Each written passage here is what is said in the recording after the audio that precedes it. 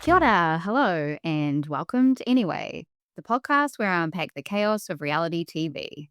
I am your host, Natalie McMurray, coming to you from Aotearoa, New Zealand. Last week, I didn't do a Valley recap because I was away. So today, I'm going to discuss a little bit of episode 12 and then get into episode 13. In episode 12, we see everyone cutting the cheese. Danny can't even make his own kids laugh with a fart joke. Brittany continues to flash her ball sacks around. Kristen is still on her blind loyalty campaign for Nia, even though pretty much everyone else thinks Nia is performative. I guess butt facials are a thing. At that point, it's not a facial. So maybe at that point it should be called a butacial? A buttial? I don't know. Zack is upset because he doesn't have a black woman's ass. I feel his pain because I have a white pancake ass too. Benji has spilled the beans on Danny drinking at their housewarming party. Jason is still an invalid. Janet continues to impress me with her sense of humor. She's talking about the guys having themed birthday parties and says, Danny is having a Miami Vice party. Followed by, I'm not sure Danny needs any more vices, but LOL, Janet. We see the gang heading to Mexico for their triple birthday trip. And fans are taking pictures of Kristen in the bathroom while she's changing her kid's diaper.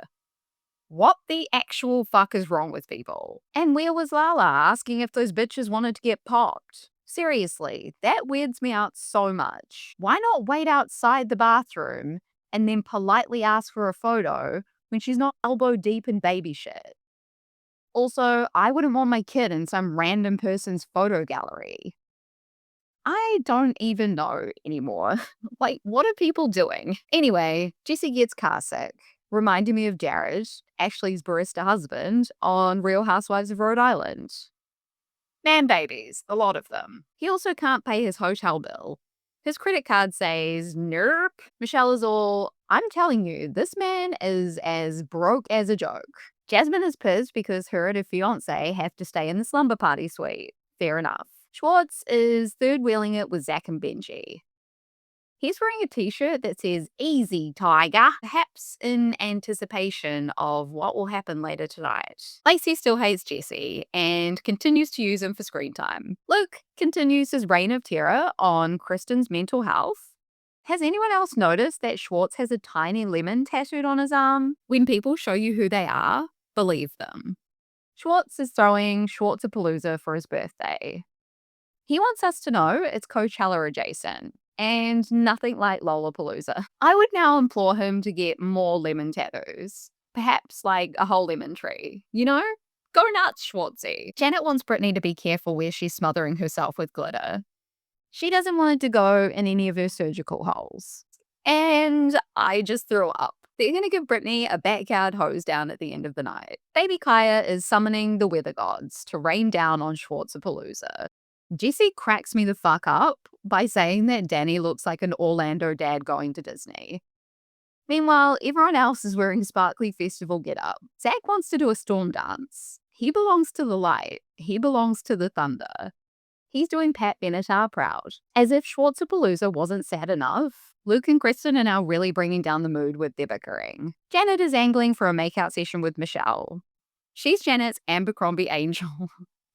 Anyway, let's move on to episode 13. Schwartz's doily top is weirding Zack the fuck out. They take the party up to the girls' suite. Janet wants to play a game called Pizza Box. No idea what that is. Danny, unsurprisingly, wants nothing to do with Janet's game. Lala asks Danny if he's ever going to move on from hating Janet.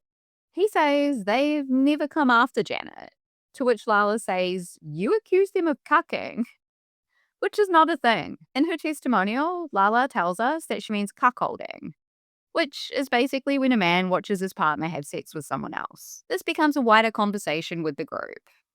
Janet has receipts. Apparently, Danny liked to post with a picture of Jason as a clown and Janet as a snake, which reads, Jason, you've got some brown left on your lips from licking Jax's asshole, you fucking cuck. Which is pretty gross. Lala and Jasmine want to know why Danny can't answer questions like a normal person. He has to get all irate and start yelling. These people are all fucked up and yelling at each other, and Brittany decides to emerge wearing a yellow teddy bear nighty out of nowhere. Danny is as happy as a pig in shit when Zack and Jasmine end up being the ones in an argument. He's off the hook yet again.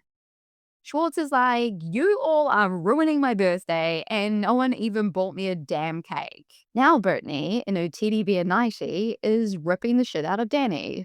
I know I found what Jesse said about Danny's outfit funny, and I still do, but he's really in no position to judge. He looks like Tom Hanks in Castaway with that shipwreck outfit. Next minute, he'll be painting a face on a volleyball. Danny and Nia take themselves off to bed.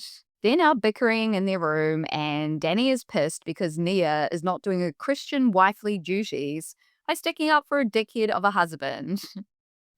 Give me a break, Danny. Give me a fucking break. In the morning, Zack and Benji are eating leftover pizza and they're matching Calvin Klein's. Zack is feeling refreshed and justified. Over in Kristen and Luke's room, Kaya is looking at her milk bottle the way I was looking at these people 2 minutes ago screaming nonsense at each other about social media posts. In the girls' suite, Michelle is trying to get rid of her hangover by skipping rope, which is fucking insane. And then Janet reminds us that Michelle's bush baby-eyed ex-boyfriend Aaron broke up with her because he wanted a fitness girlfriend, which is equally as insane as jumping up and down after a night of tiny quesadillas and bottles of Casa Amigas. Down on the beach, Danny is still bitching and moaning to Luke, who's fishing. Lala joins and is like, what the fuck is your problem now? Danny tells us that he has trauma from a situation that he created. He's trying to blame that trauma and PTSD on Janet. But the situation came about because of his actions. Master manipulation, Danny. Down by the pool, the people are rehashing all the arguments from last night.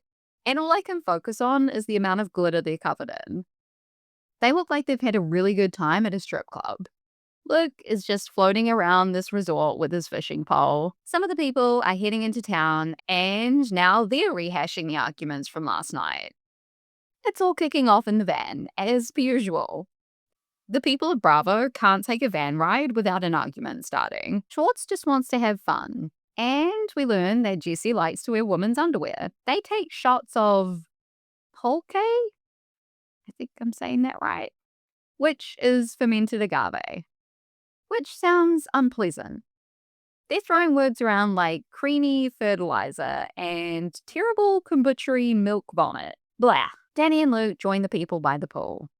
Zack confronts Danny about how he lied about his drinking at his party. And even though Zack went to the doctor with Danny to talk about his vasectomy, he still thinks that Danny is getting his balls chopped off. They don't chop off the balls, Zack.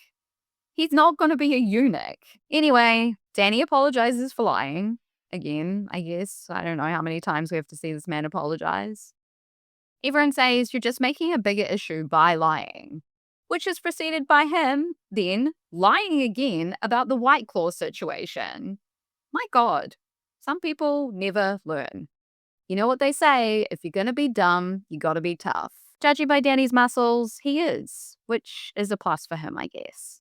Danny starts talking about his so-called PTSD again, and Lala can take no more of this BS. She's got to take a dip to cool off before she rips into Danny again. The people shopping arrive at a bar, and while Lacey isn't around to chastise Jesse, Michelle is more than happy to step in and do it for her. Thank you for your service, Michelle. They're discussing Montezuma's revenge. We're then treated to a clip of an old episode of Summer House where the people of Vanderpump Rules were visiting, where Tom seemingly just kept drinking through the shitting, pain, and vomiting of food poisoning. Like I said before, if you're going to be dumb, you got to be tough. Jesse talks about how he loves colonics and colonoscopies. I'm not sure if colonoscopies is something you should be getting on a regular basis. They now want Nia and Janet to hash things out. Nia and Kristen start listing off other people whose drinking needs to be scrutinized. And Janet is now messaging the poolside people to let them know what's being said. Janet starts crying. She's sick of being gaslit, which is completely understandable. Anyway, that's where that episode ends.